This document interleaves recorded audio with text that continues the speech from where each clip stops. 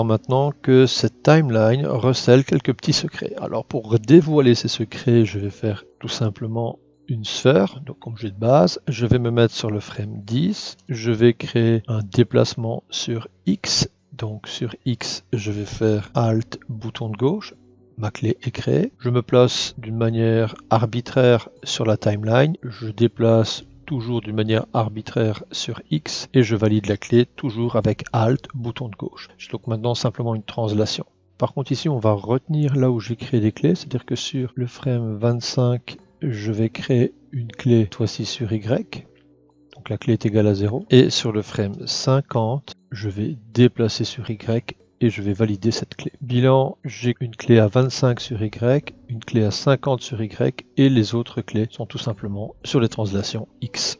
Alors nous allons voir avec cet exemple que cette timeline et que la clé peut se comporter tout à fait comme le menu d'OpsSheet. Pour créer des sélections de vos clés, vous appuyez sur Shift, vous cliquez sur le bouton gauche de la souris et vous dessinez vos sélections. Une fois que cette zone est maintenant déterminée, vous pouvez cliquer dedans avec le bouton gauche de la souris, maintenir la pression et déplacer cette zone où vous désirez. Il est évident que cette zone doit englober des clés existantes si vous voulez bien sûr les manipuler. Vous appuyez toujours sur le bouton gauche de la souris sur la valeur chiffrée extrême par exemple, ce qui vous permet d'ajuster la taille par rapport à cette valeur finale, ou refaire la même chose, bouton de gauche, cliquez sur le repère du début et déterminer la valeur de début.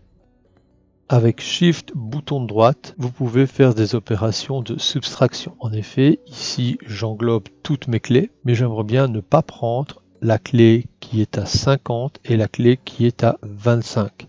J'appuie sur Shift, bouton de droite de la souris, et je détermine une sélection englobée de rouge. Dès que je relâche, je viens de faire une opération booléenne de subtraction.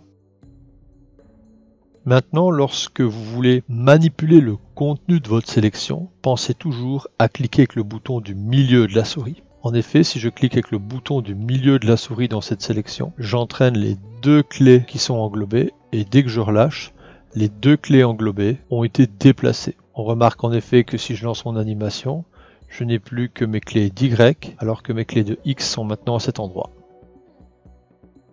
Refaisons l'opération. Je sélectionne avec Shift, bouton de gauche. J'appuie maintenant avec le bouton du milieu et exclusivement avec le bouton du milieu. Si je mets sur la valeur extrême, je peux resizer en partant de cette valeur la concentration des clés contenues dans la zone. Et si je prends la valeur du début, c'est en partant du début que je reconcentre ou que j'étends la sélection. Nous savons que le départ d'Y se trouve à 25. Si cette valeur vous intéresse et que vous voulez la dupliquer, je sélectionne la clé, je fais bouton droit sur la clé, copy, je me mets par exemple au frame 70, c'est-à-dire 70, bouton droite, paste. Je viens maintenant de copier-coller la clé qui permettait à la sphère de se retrouver au niveau de la grille sur Y. Maintenant, si tous ces mouvements vous intéressent, vous pouvez sélectionner à nouveau avec Shift et dans cette zone, recréer toutes les clés intermédiaires. Bouton droite, Addition Key. J'ai créé des clés frame by frame. CTRL Z. Si pour vous certaines clés n'ont plus d'intérêt, vous pouvez faire une sélection avec Shift et je pense que vous l'avez vu en faisant bouton droite, Delete Key. Au lieu de supprimer des clés, vous pouvez les activer et ou par la suite les désactiver. Bouton de droite, Disable Key. À ce moment-là, toutes les clés contenues dans cette zone sont désactivées. Je reprends la zone, bouton de droite, Enable Key. Maintenant, les étapes dans cette zone sont activées. Ce que vous venez de voir avec la timeline, nous allons maintenant le voir en faisant Shift, bouton de gauche sur la translation et demander la vue d'OpsSheet. Dans la vue d'OpsSheet, nul besoin d'appuyer sur Shift. Vous pouvez faire une multi-sélection de vos clés en cliquant tout simplement dans le menu. Déplacer toujours en cliquant avec le bouton de gauche de la souris. Faire un filtre de sélection en appuyant sur Shift et en balayant la zone que vous voulez exclure. Et certains outils comme le copier-coller ou autres, vous les retrouvez tout simplement en faisant bouton de droite. Vous avez aussi ici le Region Tools qui vous permet de sélectionner et de vous donner exactement la même apparence et les mêmes outils que ce que nous venons de voir dans la timeline. À bientôt!